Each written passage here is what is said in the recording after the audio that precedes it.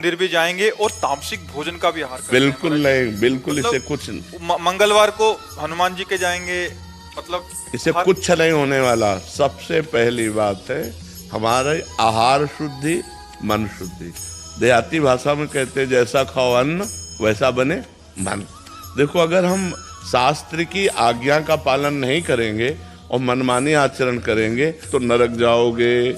पहले आहार शुद्धि, मन शुद्धि। अगर जैसा खाओ अन्न वैसा बने मन। किसी भी प्राणी को दुख देना। हनुमान चालीसा का भी पाठ करते हैं। ये अपनी वासनाओं की, अपनी जिह्वा को थोड़ा रोको यार।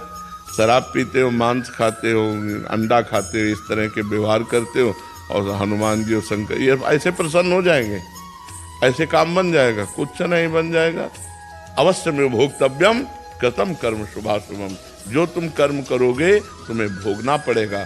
चाहे मुर्गा हो, चाहे बकरा हो, सब जीव अपने प्राण बचाना चाहते हैं। सब जीव, तुम उनको काट कर खाओगे वो भोगना पड़ेगा। राम जी के रूप में भगवान ने यदि बाली के चरण में बाण मारा तो भगवान श्री कृष्ण के चरण में व्याध के रूप में उसने बाण मारा।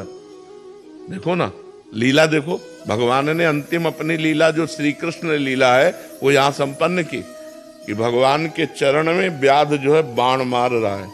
अब आप विचार करो, जब वो सरकार समर्थ होते हुए भी अपने लीला का लीला दर्शन कराते हैं।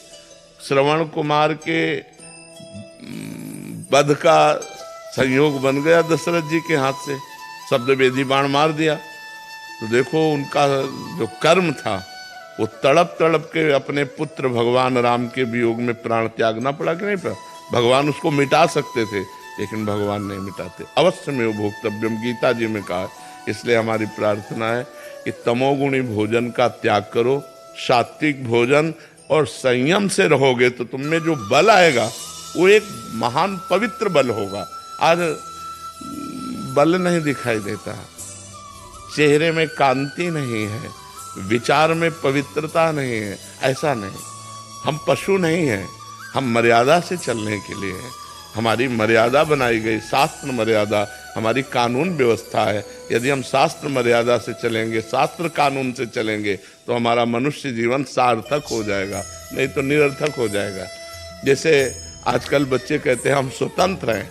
नहीं, स्वतंत्रता नहीं। माता पिता की आज्ञा की परतंत्रता, शास्त्र की आज्ञा की परतंत्रता, गुरु की आज्ञा की परतंत्रता, कानून की परतंत्रता, अगर ये स्वीकार करोगे तो स्वतंत्र हो जाओगे। अगर मनमानी करोगे तो परतंत्र हो जाओगे। मनमानी स्वतंत्रता नहीं होती, मनमानी इंद्रियों की परतंत्रता होती।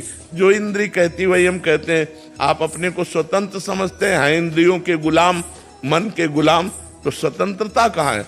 स्वतंत्रता तब होगी जब हमारी बात पुनः समझ ले। शास्त्र आज्ञा के अधीन चलोगे, गुरु के अधीन चलोगे, संतों की वाणी के अधीन चलोगे।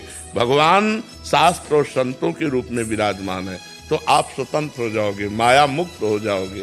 तो आचरण और भोजन ये दो का बहुत बड़ा योग है। अगर हमारा भोजन ठीक तो हमारे आचरण ठीक होंगे, हमारे आचरण ठीक तो हम भगवान को प्रसन्न कर सकते हैं। गंदा आचरण। अभी कल परसों एक प्रश्न आया था कि गांव देहात में महाराज जी क्या है कि छोटे छोटे देवी जी के मंदिर हैं और गांव में किसी के घर में बच्चा हो रहा है या शादी हो रही है तो महाराज जी बकरा लेके और फिर उसका वो करते हैं, बलि देते हैं। फिर महाराज जी फिर पूरे गांव वाले आते हैं, फिर पूरा मांस वो करते हैं। मंदिर भी जा रहे हैं महाराज जी, देवी की आराधना भी कर रहे हैं। ये सब भोजन, ये आसुरी वृत्ति है, इससे भगवत प्रसन्नता नहीं होती।